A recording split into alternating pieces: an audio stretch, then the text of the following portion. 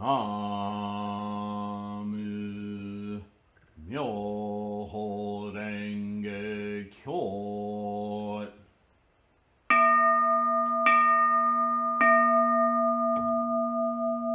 Namu Myoho Renge Kyo.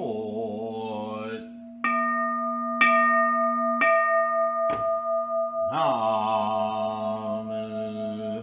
Myoho Renge Kyo.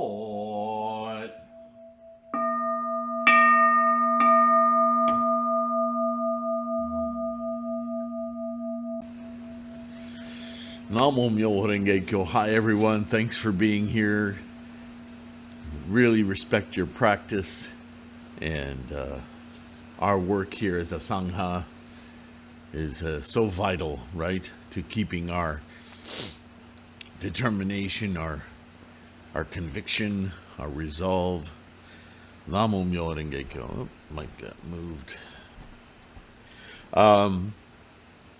I'm sure you've noticed lately the lighting keeps changing on these podcasts. By the way, I hope that this video, this podcast, finds you in good health and secure.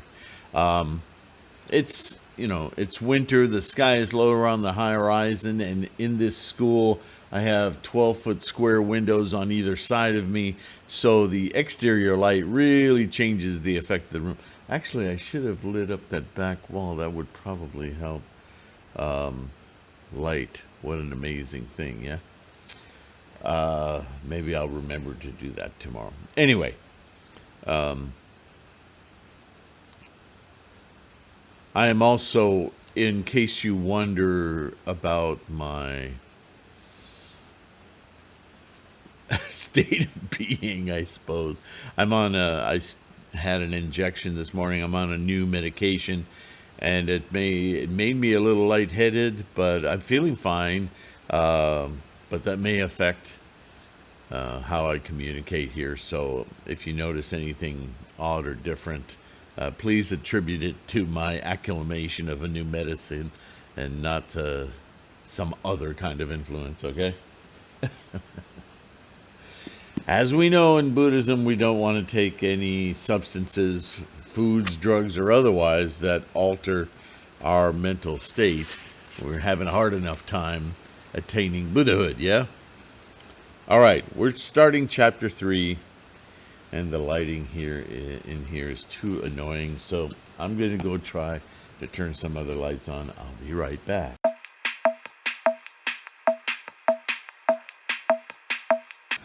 Okay, and like magic, I think that looks much better.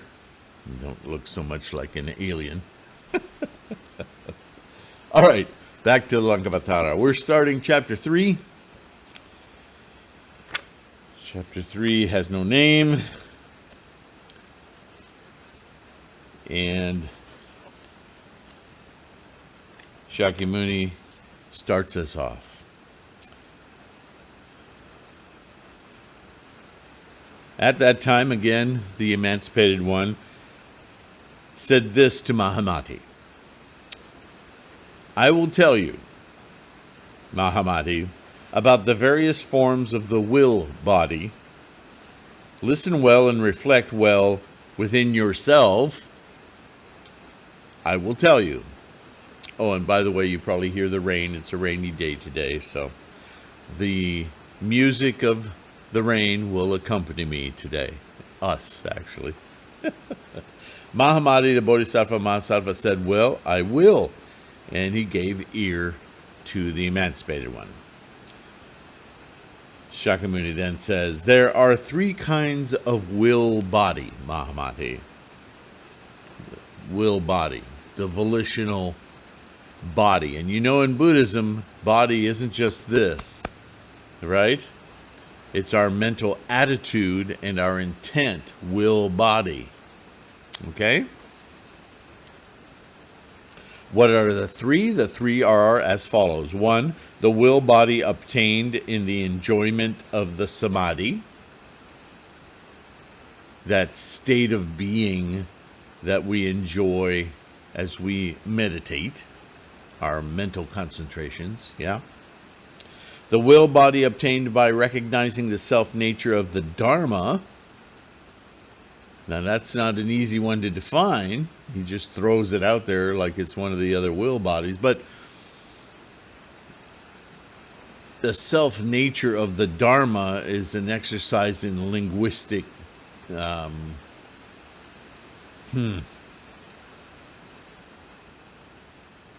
negation. Because as we know, nothing has a self-nature. And the Dharma, which is our experience of Buddhahood, not the teaching, but our experience of Buddhahood, that's a pretty complex thing. What is Buddhahood? We've been talking about that, right?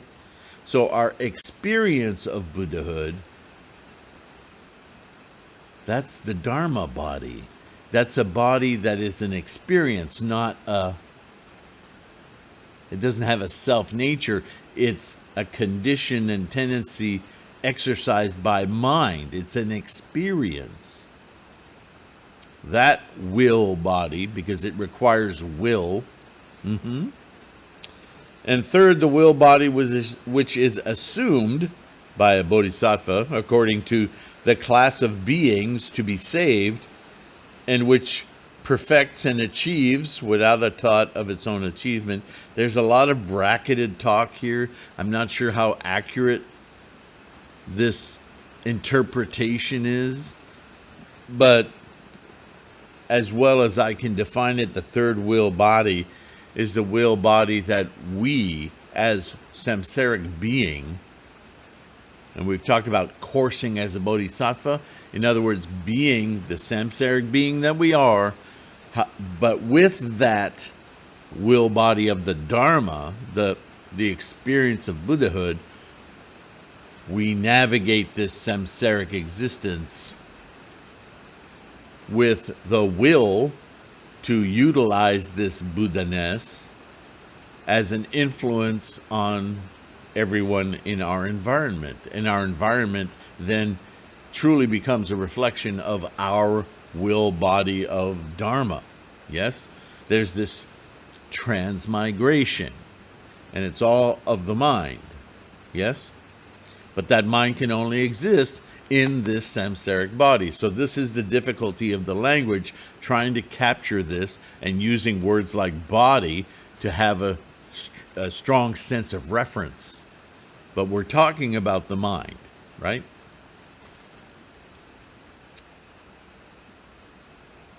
By realizing the higher stages successively after the first is attained, the mendicant, the yogin, the practitioner will experience them all.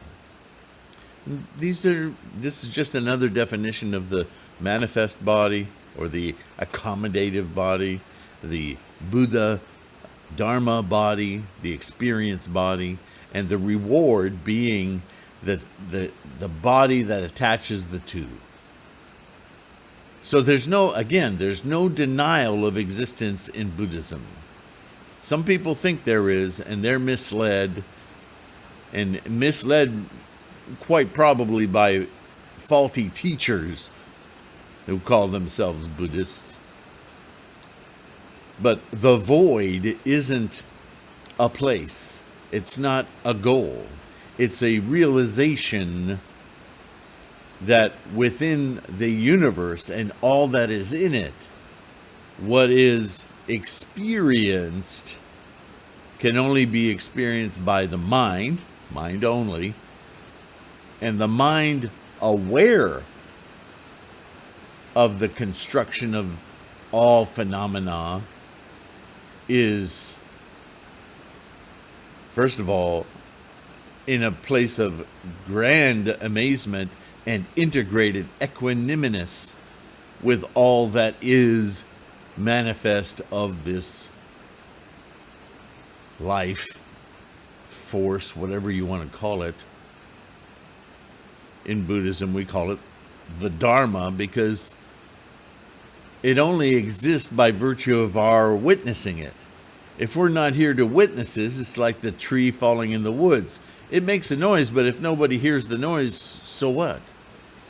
The noise is irrelevant. The tree is irrelevant unless it's experienced, right? So this is where we are, and this is also how we are blown away with amazement at our ability to witness this incredibly immense, unfathomable process, life. Yes? Everything else becomes petty. That's how we release our attachments to everything else, because it's not important, the specificities of instantiations. What's important is the fact that that's happening and that we're witnessing it. Wow. Right? Shakyamuni goes on. Now, Mahamati, what is the will body attained in the enjoyment of the samadhis? It is this: when the practitioner in the third, fourth, fifth stages removes the various discriminations going on in his mind and is at rest being not grasping, not literally rest, right? When the mind isn't voraciously grasping at thingifying everything, the waves of consciousness are no more stirred, come on, Sylvain, no more stirred in the mind ocean, and the Vijnana functions are quieted. Again, there's no denial of those consciousnesses, the first 7. It's just that they become quiet. The monkeys are silenced. It's the grasping, therefore the attachment, the clinging, that is no longer active. The bliss of which is enjoyed by him, that quietude, right? And when he thus recognizes the non-existence of the external world, the non-existence, that's terrible translation, but you should understand the non-existence is the non-grasping of the existence, which is no more than his own mind. He's said to have the will body. So that's an intricate statement there, and translated as poorly as it tends to be translated throughout sutras, not just this one. What is, again, I constantly have to remind myself as well as all of us, Buddhism is about the mind, and he's saying it here.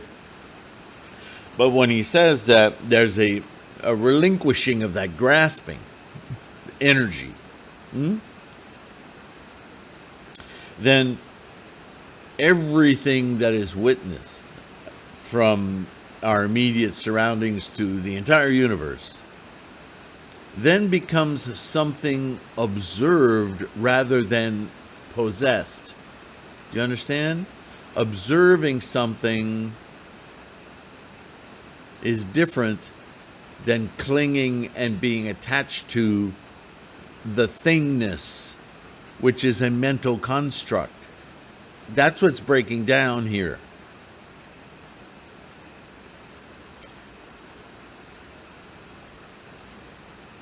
I'm trying to find analogies, but I'm worried about, I don't want to mislead you on this. So let's just stay there in that mental moment. Here it says the existence of the external world. It's not the existence of things.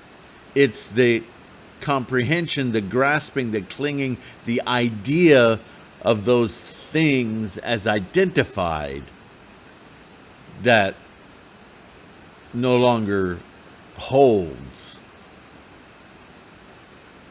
Does that make sense? Which it's no more than his own mind.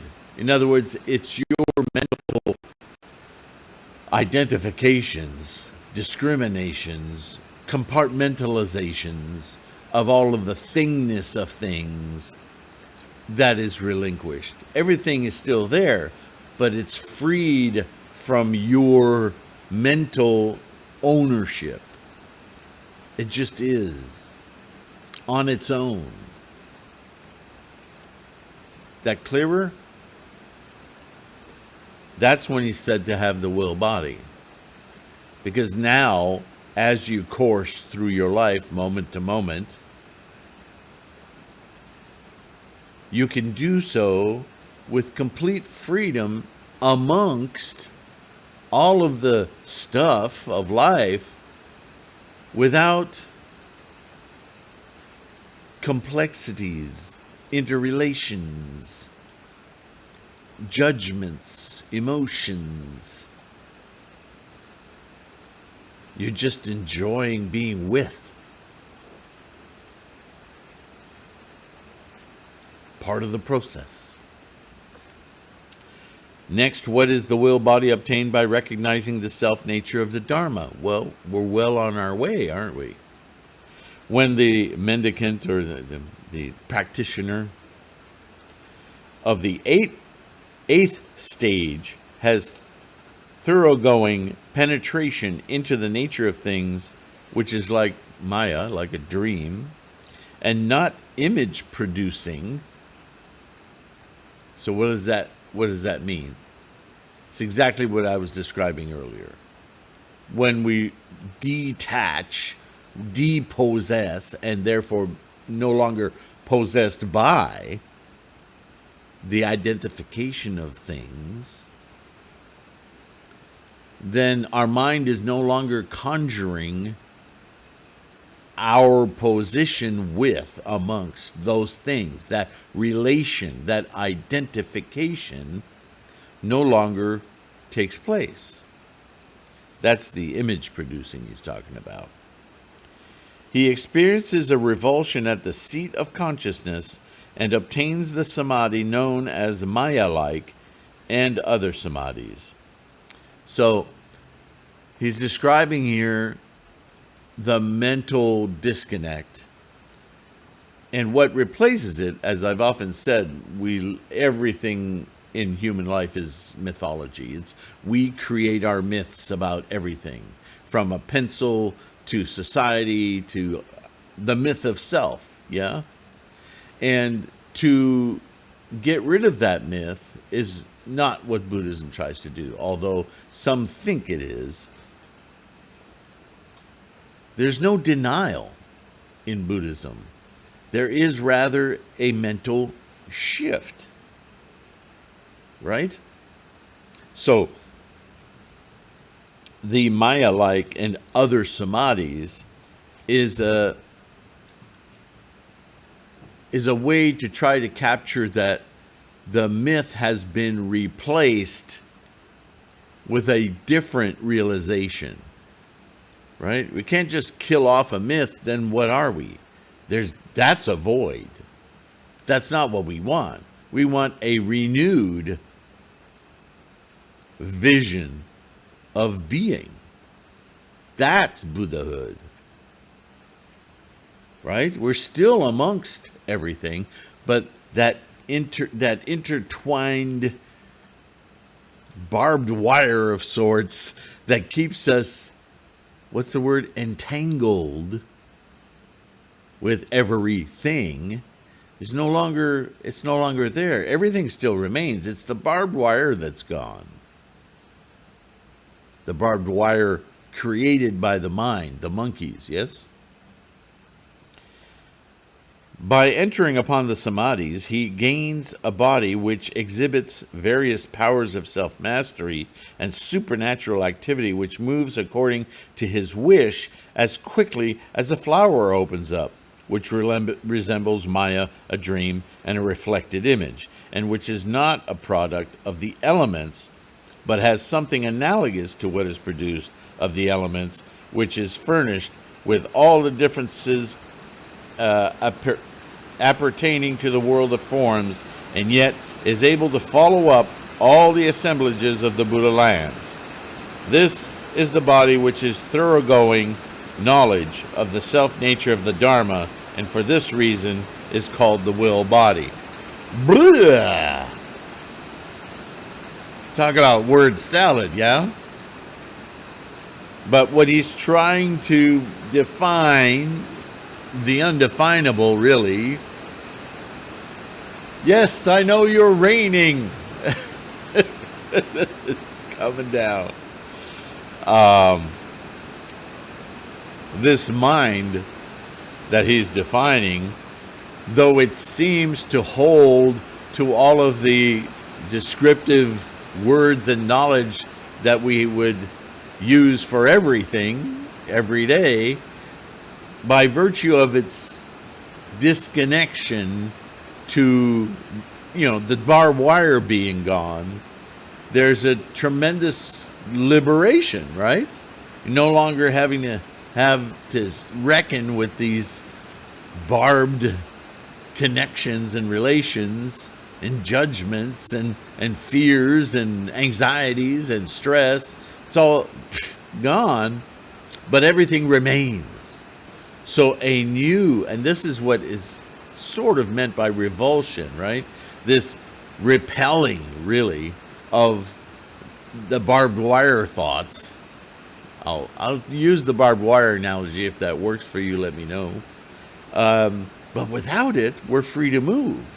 And everything else is free to move.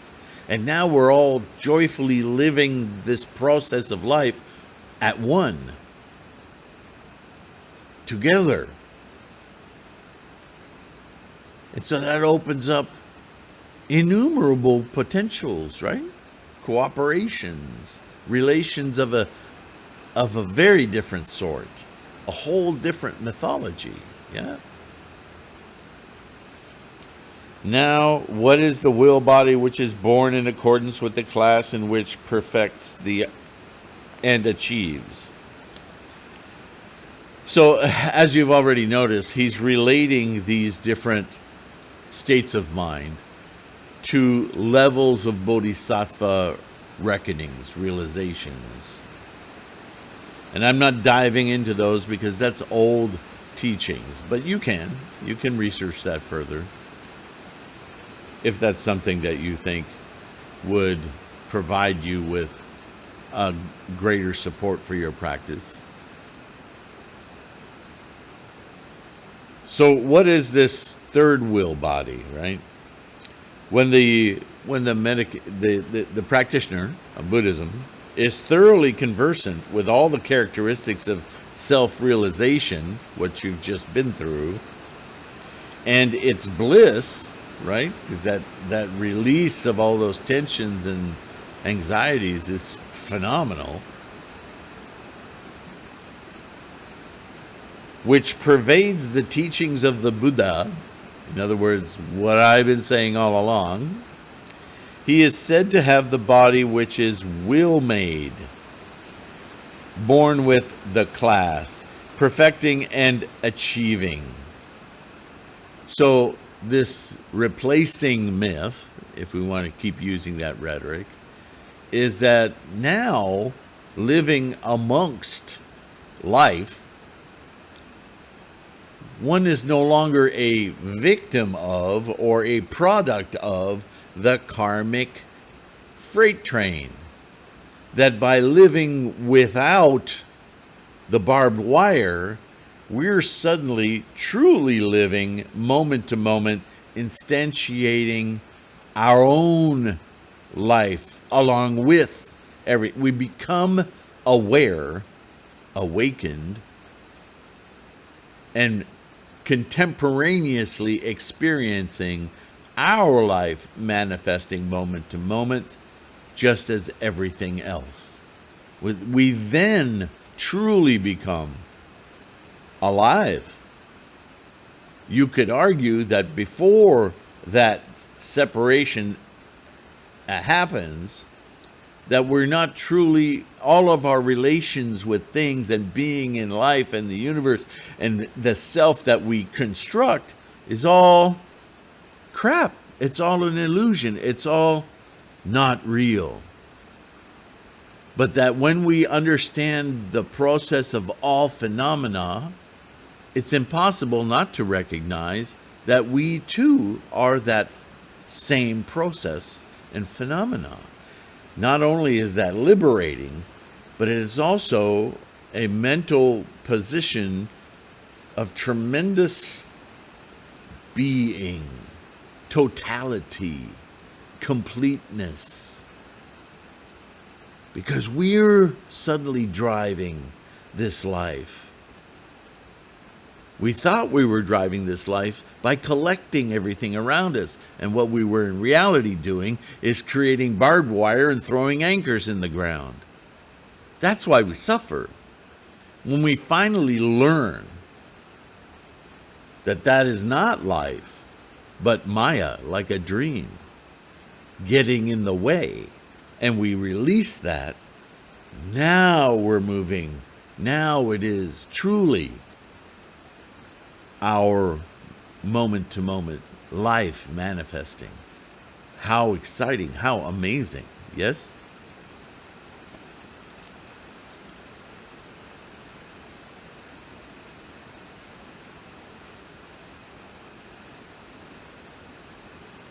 You should exert yourself, Mahamati, in order to have a thoroughly penetrating knowledge of these three marks of the will body.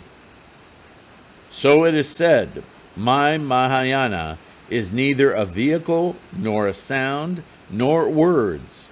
It is neither the truth, nor emancipation, nor the realm of imagelessness.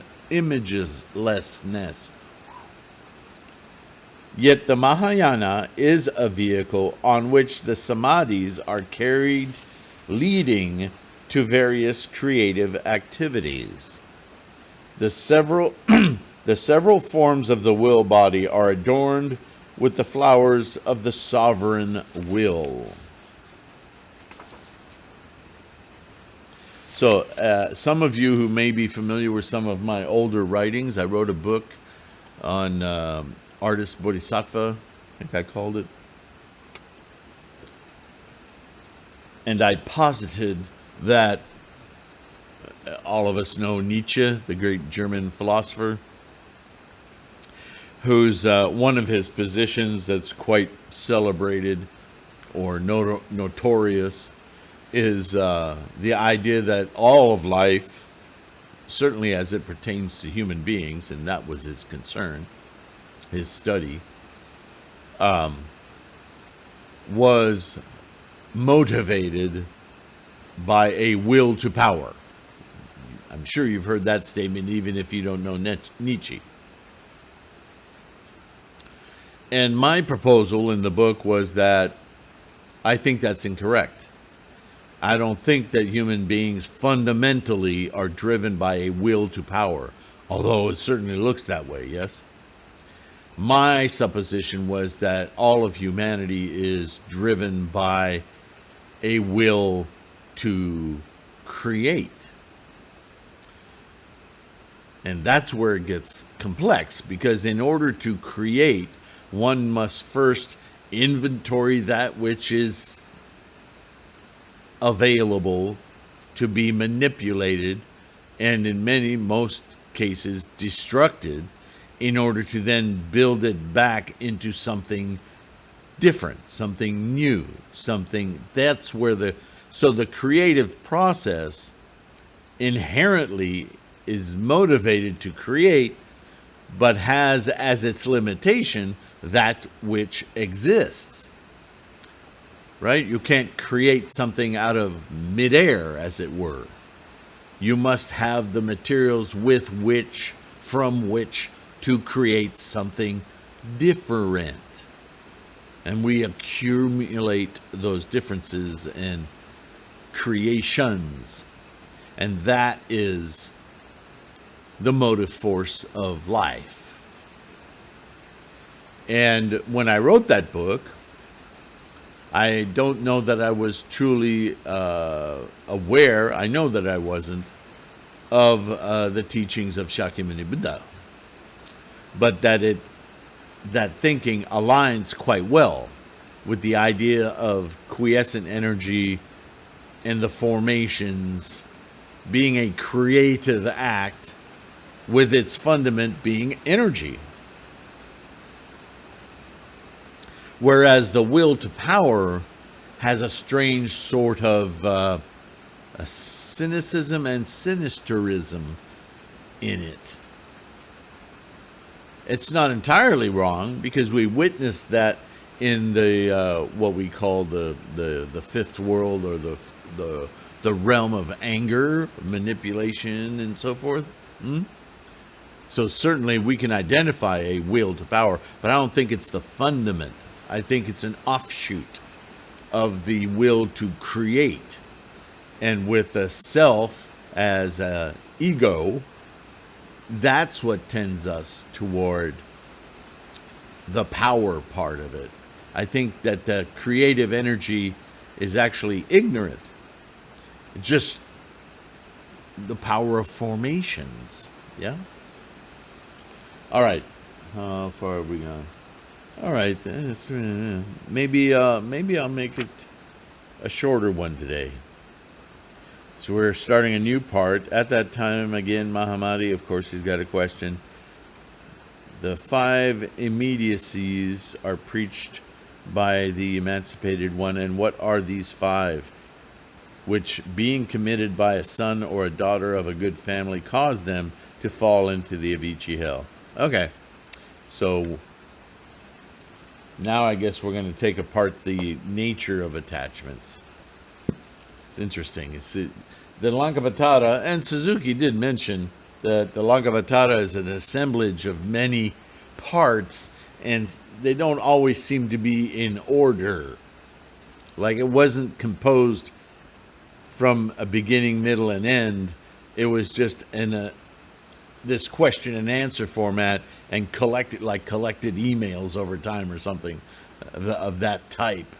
So this seems like it should have been discussed before, but nonetheless, there's something to be gained by sifting through it.